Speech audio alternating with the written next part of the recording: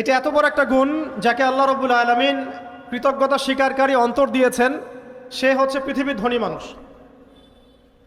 চলতে ফিরতে উঠতে বসতে সবসময় আমরা আল্লাহ পাকের নিয়ামতগুলো স্মরণ করব এবং সবসময় বলতে থাকবো আলহামদুলিল্লাহ, বলতে থাকবো আলহামদুলিল্লাহ। আল্লাহুম্মা লাকাল হামদ হামদান কাসীরান তাইয়িবান মুবারাকান ফীহি কামা ইয়ানবাগী লিজালালি ওয়াজহিক ওয়া আযীমি সুলতানিক। আল্লাহ পাকের শুকরিয়া যে যত বেশি আদায় করবে, আল্লাহ পাক বলেছেন লা ইন শাকারতুম লা আযীদান্নাকুম, তোমরা আমার শুকরিয়া আদায় করো আমি তোমাদের প্রতি আমার নিয়ামতকে বাড়াই দিব। ওয়া লা ইন কাফারতুম ইন্না আযাবি লাশাদীদ, তোমরা যদি আমার অকৃতজ্ঞ হও জেনে রাখো আমার আযাব বড়ই কঠিন।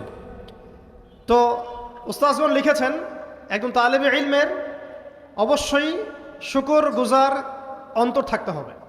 আমাদের ওলামায়ে কেরামগণ এই কথাটা বারবার বলেন যে কলবুন শাকির, শুকর গুজার কৃতজ্ঞতা স্বীকারকারী একটা অন্তর থাকতে হবে।